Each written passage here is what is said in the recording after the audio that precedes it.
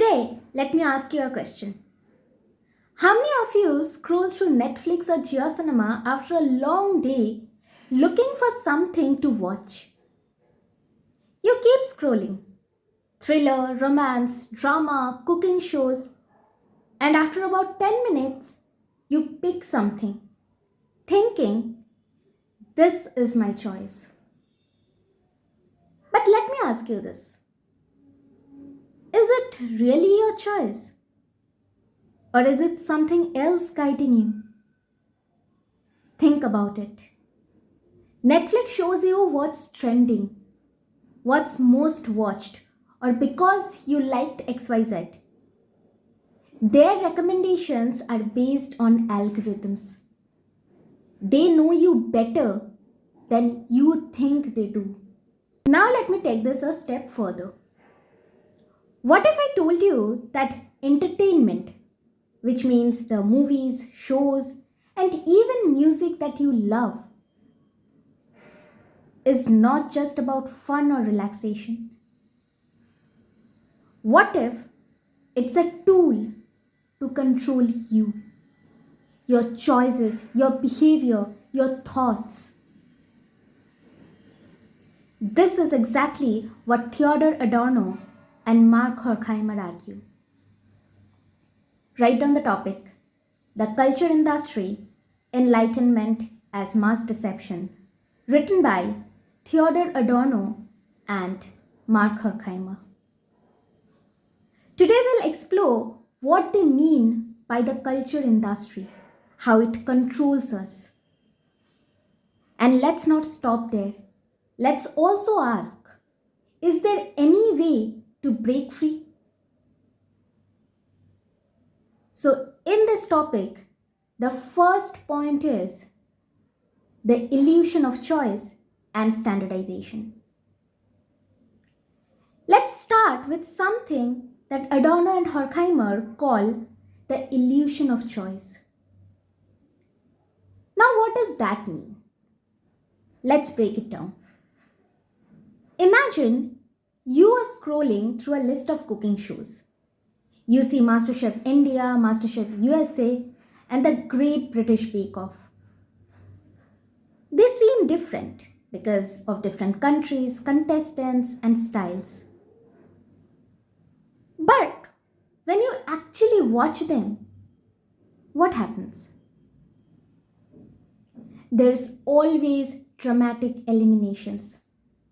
Contestants have emotional backstories to make you root for them. And the finale is always big, with judges giving intense speeches. Now do you see the pattern? They all follow the same format. Now think about pop music. Most hit songs, whether they are Bollywood hits or Western chart toppers, all of them have repetitive lyrics, catchy hooks, and simple themes. Adorno and Horkheimer argue that this is deliberate. They write that under monopoly, all mass culture is identical. Have you ever noticed that after binge watching a show, you feel tired but not really satisfied? That's what they are talking about. It's entertainment.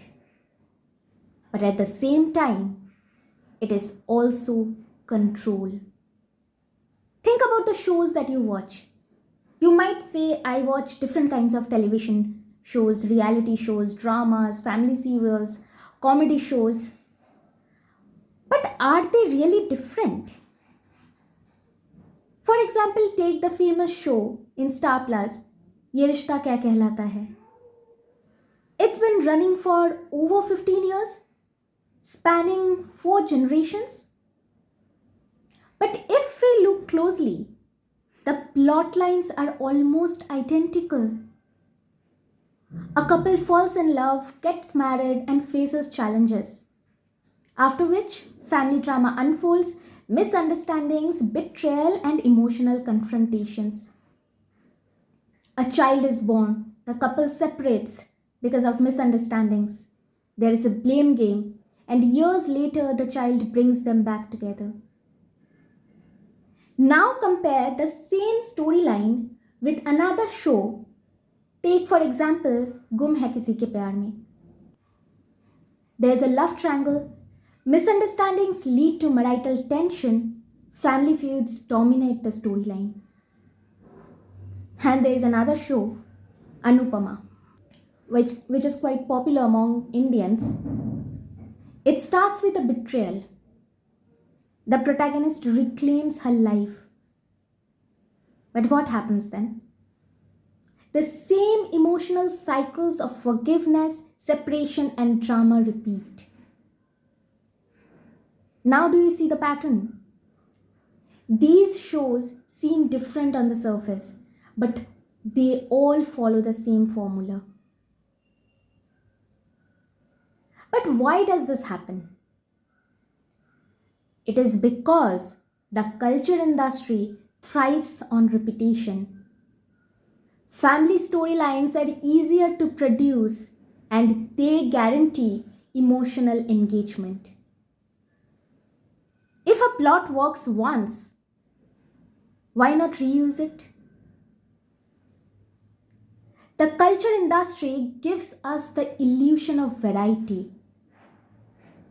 But in reality, every single thing is standardized. But why? Because standardization makes it easier to produce and sell. If every movie, song, or TV shows feels familiar, you don't have to think too hard. You just consume. But now you might ask, why is this a problem? Isn't it good that entertainment is easy and familiar? Over here, Adorno and Horkheimer say, no. They argue that this standardization keeps us passive. It stops us from thinking critically.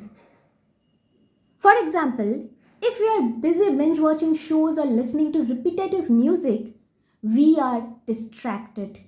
We are not asking questions like, why is the world so unequal? Who controls the economy and politics? How can we create real change? We are not addressing these questions. We are not looking after these issues. And Adorno and Horkheimer say, this is how the system keeps itself alive. By keeping you entertained, it keeps you from thinking. Think about Indian Idol or Big Boss. Contestants change, but the structure, eliminations, drama, and emotional backstories all remains the same. Have you ever felt like you have seen the same story in different shows or movies? That is what Adorno and Horkheimer mean by standardization. It creates the illusion of variety while offering the same recycled content. The second point is entertainment as control. How entertainment is controlling people. Adorno and Horkheimer argue that entertainment today is not just about fun. It's a way to keep society in check. They write, amusement under late capitalism is the prolongation of work. Now, this might sound confusing. How can entertainment feel like work? When we come home after a long day, we turn to entertainment to relax, right? We binge watch a show, scroll through Instagram, or listen to music. It feels like a break. But is it really? Let's take Netflix as an example. You finish one episode and the next one starts automatically. You didn't choose to watch it. It's just there. Because you are caught in a cycle. Watch, consume, repeat. Adorno and Horkheimer explain that this cycle keeps us passive. Instead of thinking critically about real problems like inequality, corruption, or societal control, we stay busy consuming entertainment.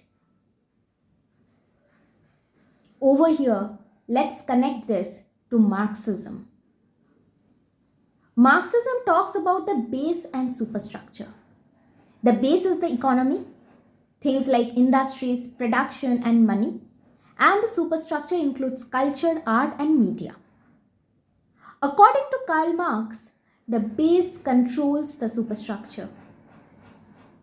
In simple terms, the people who control the economy, that is, the big corporations, tech companies, and the wealthy elite, also control culture. But why? Because if they control what you watch, listen to, or enjoy, they can influence how you think and behave. Adorno and Horkheimer say that the culture industry is a tool of the superstructure.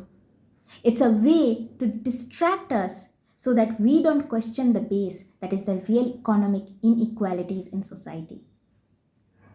For example, think about a movie like Kabhi Khushi Kabhi Gum. It is a deeply emotional story about family bonds, love, and forgiveness. A son yearning for his father's approval, the sacrifices made for love, and the eventual reunion of estranged family members. These human emotions make the film relatable and heartwarming. However, Adorno and Horkheimer would argue that while the film highlights affection and family values, it certainly reinforces societal structures. For instance, the focus on wealth, class privilege, and traditional authority, like the father's control over decisions, normalizes these hierarchies. The emotional depth draws viewers in, but it also ensures that they stay invested in these established norms without questioning them. There's another movie like Sultan, which appears to be a motivational story about a wrestler's journey to redemption. However, the movie carefully avoids critiquing issues like gender discrimination in sports or the struggles of rural athletes. Instead, it focuses on individual triumph, promoting the idea that success is a personal journey disconnected from systematic issues. And this aligns with Adorno and Horkheimer's argument that entertainment pacifies audience, encouraging them to focus on individual success stories rather than questioning systematic injustices. There's another movie, Kabir Singh, which is an emotionally charged story of love and obsession. While the movie sparked debates, its narrative reinforces toxic masculinity and problematic gender dynamics. Audiences are drawn in by the drama and romance, but the film certainly normalizes aggressive behavior, avoiding deeper critiques of patriarchy or unhealthy relationship dynamics. Instead of challenging toxic societal constructs, the movie entertains while perpetuating them. Now ask yourself, why don't these movies challenge societal norms or offer fresh and bold ideas? Over here, Adorno and Horkheimer would say it is because challenging ideas might disrupt the system, and the system doesn't want that. The third point is the false promise of individuality. Now let's talk about something we all value, individuality. The culture industry loves to make us feel unique. It tells us this product is made just for you. But is it really? Adorno and Horkheimer argue that this promise of individuality is a lie. They call it the false promise of individuality. and the right. The triumph of advertisement in the culture industry is that consumers feel compelled to buy and use its products even though they see through them. Let's think about this with a simple example. Watches. What's the purpose of a watch? To tell time. That's it. One good watch can serve that purpose. But let's look at what happens in reality. Many of us have 10 or even 15 watches in our wardrobe. Smartwatches, analog watches, belt watches, gold watches, watches from brands like Titan. But why do we buy so many?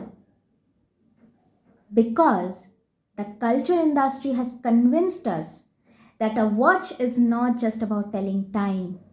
It's a fashion statement, a status symbol, or a reflection of your personality. You don't just need a watch, you need a collection of watches. And this is how the culture industry works. It turns simple, functional items into commodities with emotional or social value. This concept is what Karl Marx calls commodity fetishism. Marx says that under capitalism, we stop valuing objects for their utility and start valuing them for their symbolic meaning. A watch is not just a watch anymore. It's a marker of your identity. Now let's talk about high art versus mass-produced art. Adorno and Horkheimer argue that this idea does not just apply to objects. It applies to art too. High art like classical music or literature was once valued for its depth and originality. But under the cultural industry, art is mass-produced to sell. Pop music, for example, is not about creativity. It's about what sells the most records. Think about it. Popular songs often have the same repetitive hooks, similar lyrics about love or heartbreak, and follow the same trends. The culture industry is not just creating art, it is creating products. Think about how brands like Apple or Samsung market their phones. They don't just sell you a device, they sell you a lifestyle. Apple says, think different. But millions of people have the exact same phone. Where's the individuality in that? The same thing happens when we shop. We are drawn to items that feel personal. But in reality, they are mass-produced for the masses. Ask yourself, do I really need 10 watches to manage time? Or is it the culture industry convincing me to do? Adorno and Horkheimer would say, this is the false promise of individuality. It makes you think you are unique, but in reality, you are just a part of the system. Let me ask you, have you ever bought something because it felt personal or unique only to realize everyone else had it too? This is exactly what they mean. Next, let's talk about the blurring of reality and media. Let's talk about how media affects how we see the world. Adorno and Horkheimer say, real life is becoming indistinguishable from the movies. Think about social media. When we scroll through Instagram, what do we see? Perfectly edited photos of vacations, relationship, meals.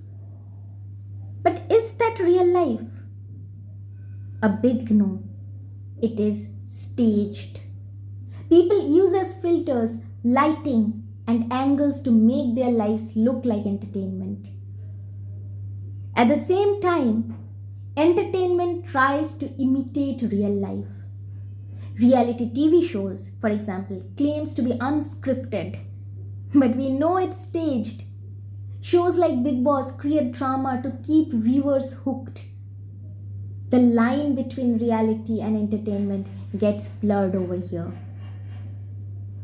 But why is it dangerous? Adorno and Horkheimer argue that this blurring makes it harder for us to think critically. If everything feels like entertainment, we stop questioning what's real and what's fake. Trends like viral dances or a day in my life videos makes us focus on performing for an audience, even in our daily lives.